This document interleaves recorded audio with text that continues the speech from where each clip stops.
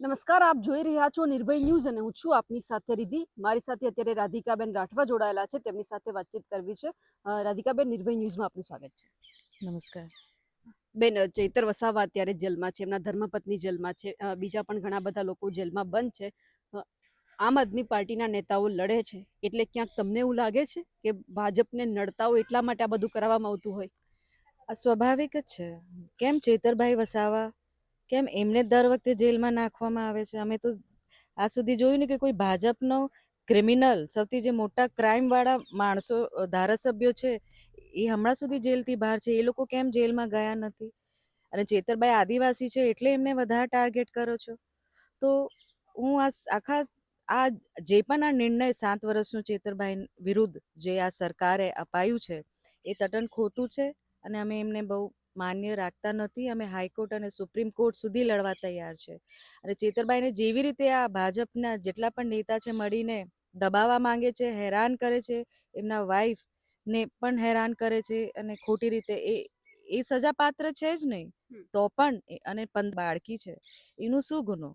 અને એ બહુ ખરાબ રીતે જેલમાં એ લોકો હમણાં રહે છે.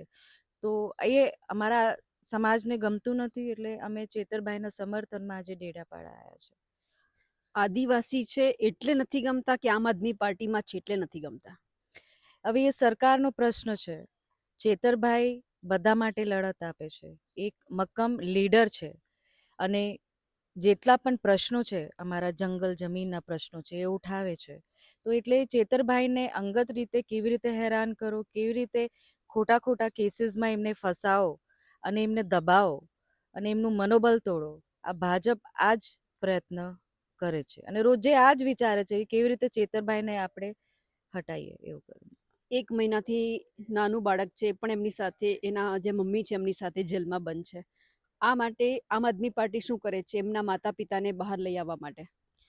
15-20 દિવસની નાની બાળકી છે, અમને ખબર પડી કે રોજે રડે છે, ત્યાં અંદર પરિસ્થિતિ જેલમાં નથી સારી.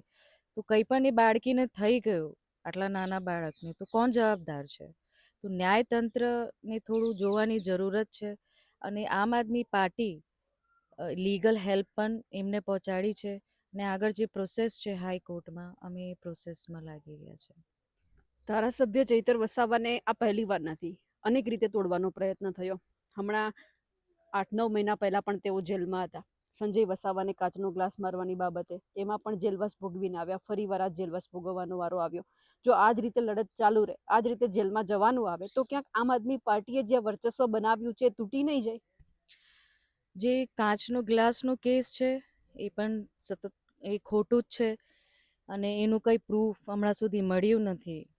પણ અને બીજા પણ કેસ, આ જે જંગલ ખાતાનો કેસ છે એ પણ ખોટી રીતે આખી રચેલી પ્રક્રિયા છે. સ્વાભાવિક છે અને બધાને ખબર જ છે. તમે જજમેન્ટ જે વાંચો એમાં કેટલા ખોટી રીતે જેના પ્રૂફ નથી એના વિરુદ્ધમાં ચેતરભાઈના જે સજા આપી છે. તો આ લીગલ પ્રોસેસ છે, અમને પણ ખબર છે, એટલે અમે હાઈકોર્ટ અને સુપ્રીમ કોર્ટ સુધી લડવા તૈયાર છે. અને જનતા પણ ચેતરભાઈના સમર્થનમાં ડેડાપાડા આવી છે અને અમે ચેતરભાઈના સમર્થનમાં ચોક્કસ અને એમના પરિવાર જોડે છે. અમે નર્મદા જિલ્લા પંચાયત જીતવામાં આવી, અનેક એવી તાલુકા પંચાયત છે એ પણ આમ આદમી પાર્ટીએ કબજે કરી. ચૈતર વસાવા એકલા હાથે મહેનત કરી એવું કહી શકાય. તમે બધા એમની સાથે હતા. જે મોવડી મંડળ છે એમની સાથે એટલું બધું દેડિયાપાડા કે આજુબાજુના વિસ્તારમાં નહોતું, પરંતુ ચૈતર વસાવા છે, તમે છો, નિરંજન વસાવા, પિયુષ પટેલ, આ બધા એકજૂથ થઈ અને બધા લડ્યા. ક્યાંક આપણે પણ જોયું કે ભારતીય જનતા પાર્ટીએ અમુક એવા ગતકડા કર્યા કે જેના કારણે આમ આદમી પાર્ટીની જે તાલુકા પંચાયત છે બનતા રહી ગઈ. એમને લઈને શું કહેવું છે? બધા આખી ટીમ આમ આદમી પાર્ટીની ગુજરાતમાં મળીને લડી છે. બધાને પોતપોતાના વિસ્તાર અને એરિયા સોંપવામાં આવ્યું હતું. અમારું અહીંયા એક સંગઠન છે, તો એ સંગઠન મળીને કામ કર્યું છે. તો અને ચેતરભાઈની મહેનત જે આદિવાસી પટ્ટો છે એમાં ખૂબ સરસ હતી. અને જે પણ ષડયંત્ર ભાજપે રચી છે, આમ જનતા આવતી ચૂંટણીમાં એમને ચોક્કસથી જવાબ આપશે. પણ આવતી ચૂંટણીમાં એવી કઈ ગેરંટી છે કે ચૈતર વસાવા આમ આદમી પાર્ટીમાં જશે અને આદિવાસી જે લોકો છે એમના માટે લડતા રહેશે? ચેતરભાઈને અગર ભાજપમાં જવું હોત તો એ ક્યારના જતા રહેતા. એમને તો બધી ઓફરો હાઈ છે, તમને પણ ખબર હતી, પણ એ ટીકી રહ્યા છે. એ મક્કમ છે. એ સમાજ જોડે ગદ્દારી નહીં કરે એ અમને પૂર્ણ વિશ્વાસ છે. અને અમે એટલે ચેતરભાઈ અમારા એક ઉભરીને એક નેતા આવ્યા છે, એ યુવા છે, તો એક બહુ સરસ એક સંગઠન બને છે. અને ખોટી રીતે આદિવાસીઓની અવાજ દબાવવા માટે એટલે ચેતરભાઈને ભાજપ વારાઘડી ટાર્ગેટ કરે છે, એમને ઉકસાવવામાં આવે છે અને ખોટા ખોટા કેસીસ કરે છે.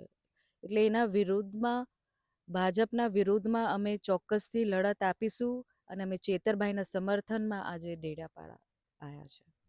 આવતીકાલે જન સમર્થન સભાનું આયોજન છે. અહીંયા કયા કયા એવા નેતા છે કે જે આવવાના છે અને માંગ શું રહેવાની છે? જન સમર્થન ચેતરભાઈ માટે છે. અહીંયા કોઈ નેતા નથી. અહીંયા સમાજ જે આવવા માંગે છે બધા માટે ખુલ્લું છે. તો જે આ લડતમાં જોડાવા માંગે છે અને ખોટી રાજનીતિ જે આ ભાજપ સરકાર રમે છે અને એમના જે પણ સરકારી અધિકારીઓને થકી આજે ચેતરભાઈને હેરાન કરવામાં આવે છે અને બીજા પણ ખાસા કાર્યકર્તા છે જેમને હેરાન કરવામાં આવે છે.